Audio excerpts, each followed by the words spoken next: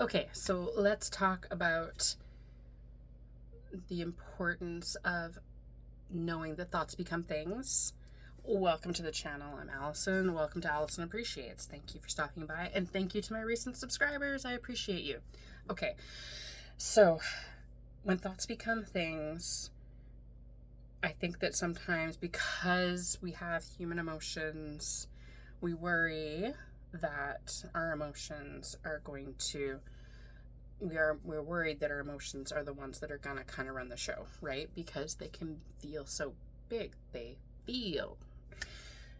So what we need to do is just remind ourselves that it's about the thought game. And so if we've cultivated our awareness, like I've been encouraging you, and if you're here, then I'm sure you're very aware of what it's like to do thought awareness. And if you're not, it literally is just being aware on a daily basis what you're thinking, because it's great to set aside time to say affirmations, to do morning anchors, to tell your new story, to journal out your new story, to make a lot of I am statements. All of these things are wonderful, but it is the balance of our thoughts that come to pass. So we need to make sure that balance is towards what we want. So it's really important to cultivate thought awareness, and then we can do something about it if those thoughts don't feel good. So emotions and our thoughts work together, right? They work together. Now, the wrench in this wonderful system in the lives we live now is our caveman, cavewoman, cave person brain that wants to keep us safe and wants to maintain a status quo. When they see, they see it too, but when they hear a thought that is new, that is not what is occurring right in front of them, or they sense that it is going to change what is happening right in front of them, they freak, right? They freak and tell us, you're not safe, don't think this thing, don't pursue this, blah, blah, blah. Or if, something is starting to look really good, and then one little lurch in the train makes the caveman part of our brain activated. It throws us off balance. So what we need to do, what our work is to recognize the times that it goes off balance and not add to it more that goes off balance, but counteract it and go with something that feels like it works. Go with something that feels good. So the important thing about thoughts becoming things is remembering that it's like not every single thought, because how is that possible? We have 70,000 thoughts, 80,000 thoughts a day. So it's not possible for every single thought to become a thing. So thank goodness for that, because like Abraham talks about it, then you'd have to demanifest things because you'd have too much stuff in your life. There'd just be too much. So manifestational delay is actually your friend. And we don't want every single thought to manifest. Even if they were all good, we don't want them all to manifest because it would be overwhelming, right? So what we want is to be very aware of the balance of our thoughts. And it's okay to get off track. That's no problem. You just made your desire bigger. It's okay to get off track because it's an opportunity to get back on track, to get forward on track, like I like to say. There is no regression. We're not going back. We're going forward. So when you think a thought and it doesn't feel good and it doesn't feel like what you want, and the caveman part of your brain sends out warning, warning, alert, alert. If a bus is not hurtling towards you, then that thought is not a threat. It's just not. And you just flip it. You just flip it and you don't give it attention. In the Bible it says doubts will come to us all. So everyone's going to have them. That's what that part of the brain is there for when we do need it, for when we are in mortal danger. When you're not in mortal danger, that thought is not a threat. Only give power to the thoughts that you want to come to fruition. If you think about a time in your life when you didn't have this work, when you didn't have a solid spiritual basis or a solid basis of yourself, and you kind of let things kind of run the show and you kind of just went with the flow, were you maybe complaining a lot? Was there maybe a lot of stuff in your life that wasn't satisfying? Probably. I would say completely likely, completely true for me for sure. And when you think about how you let the thoughts kind of go and do their thing all the time when that was the case. Did you get what you wanted? Did things change? I'm going to guess very much no, right? It very much, I mean, our desire can definitely be bigger than the thoughts that push against it. And that's definitely been true for me. I manifested a career in film and television even when I didn't have a great self-concept, even when there was very much many parts of me that didn't believe I could do it, but somehow, I pushed through and found a way. And in the end, you could even say it didn't quite work out because, of course, I want to be on the creative end and I was behind the scenes, which, don't get me wrong, helped me learn a lot. I met a lot of great people, and it informs, pardon me, it informs what I'm going to do going forward, no problem. So everything does always work out. But when you think about a long stretch in your life where you just kind of went with the flow and thought things happened to you and didn't have any agency or autonomy, yeah, like many things probably weren't working out. Like the balance of your life was probably working out. You were alive, you were eating, you were clothing yourself, you were housing yourself. But were you satisfied? Yeah, probably not. So when it comes to thoughts turning to things, we want to make the balance of those thoughts productive, forward thinking, what we want to see. Who cares about the 3D? The 3D is old news. It's just a reflection, right? It informs us of what more we need to work on. So when it does show up and it gets all sneaky and it messes with us, oh, I don't have a balance in this area with my thoughts that feel good. I don't have a balance of thoughts in this area that propel me forward. They're holding me back. Okay, that's just information. A thought doesn't have power unless we give it power. So just don't do that to yourself. Don't give it power. See it for what it is, an opportunity to change your thoughts, an opportunity to reinforce what you do want. It's like the grooves in the tree. The groove of, I can't have this thing that I really want, can be very deep because we practice it for a really long time. So I can have what I want. It's barely made a dent in the trunk of the tree yet, right? It's barely made a dent. But if you keep your chisel with you, keep it on hand, and you get in there and you dig that groove out and you get deeper and you make that groove deeper, believe me, this one will go away. I truly believe I can be, do, or have anything I want 90% of the time because I've worked myself into that direction. Do I have a lot of resistance in some areas? I do, but I reframe that as much as I can that it's easy to get rid of resistance. It's easy to let go of thoughts that don't serve me. I recognize them so easily now. And you can do that with anything. Reframe, reframe, reframe. And if you need help with reframing anything, please put it down in the comments. I'm happy to help you reframe. I am your reframing expert. So we're going to just reframe those thoughts because we're not going to let them get a foothold. We don't have time for that. Guess what we do have time for? We have time for joy. We have time for ease. We have time to feel good. We have time to expand. We have time to love. We have time to make connections and make connections grow. We have time to do the things we want, to do the things we were really put on this earth here to do. And I'm betting that you know what those things are that you want to do. You're just letting resistance kind of have that foothold.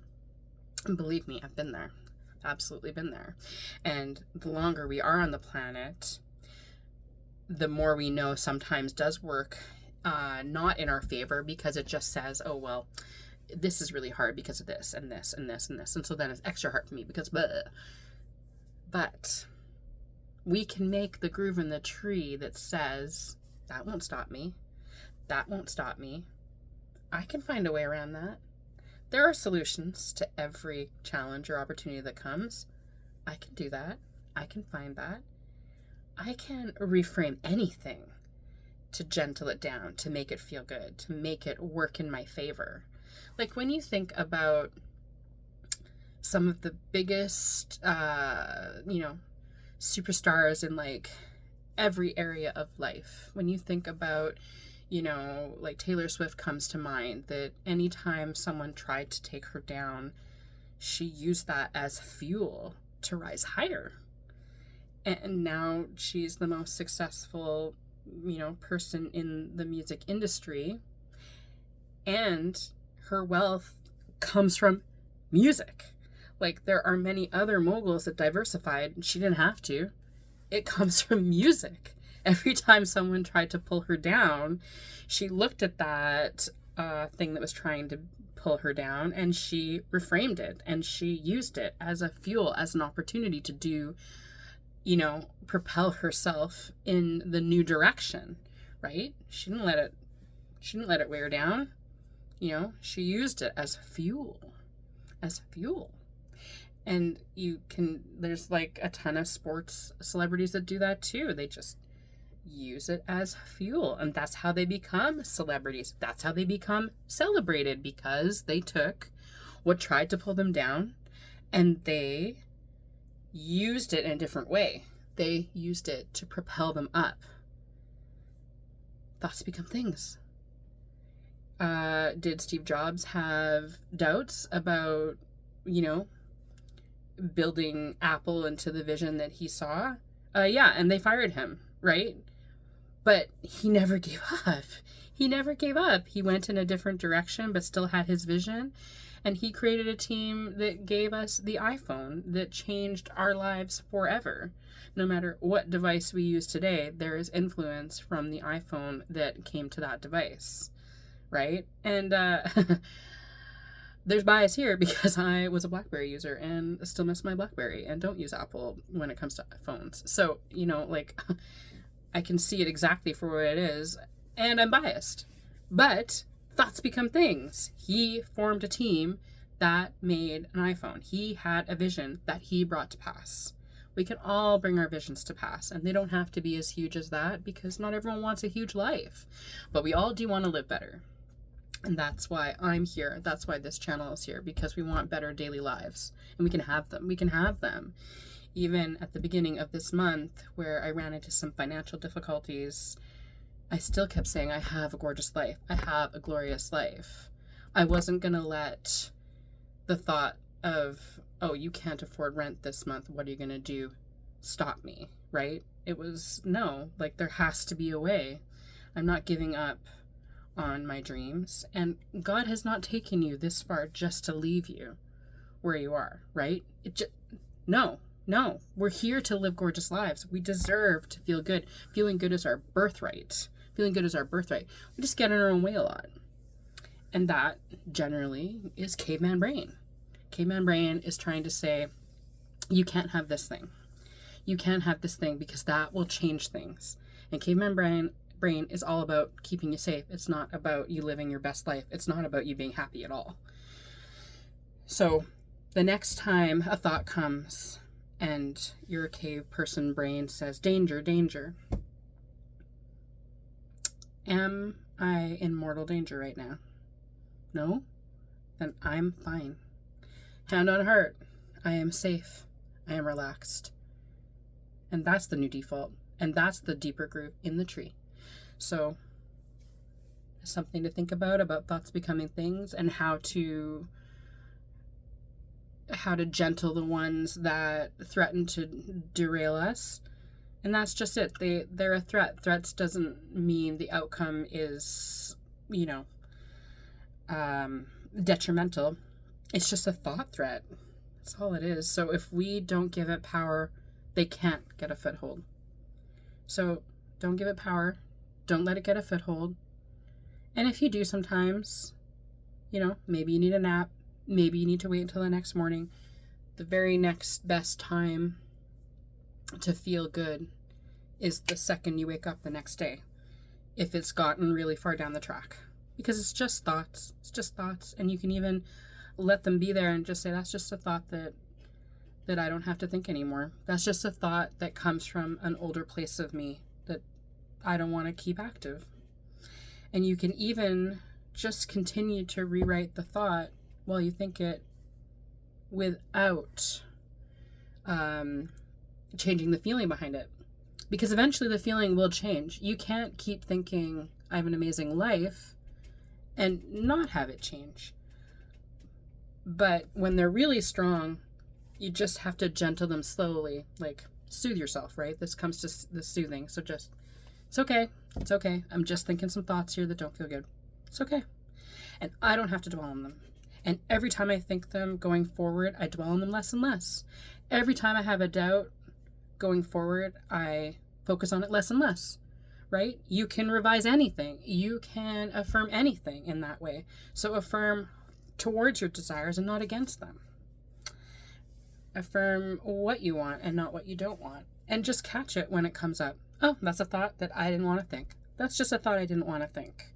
And this has gotten really long, but just thought awareness, right? Let's do it. Let's make that our watchword. Thought awareness.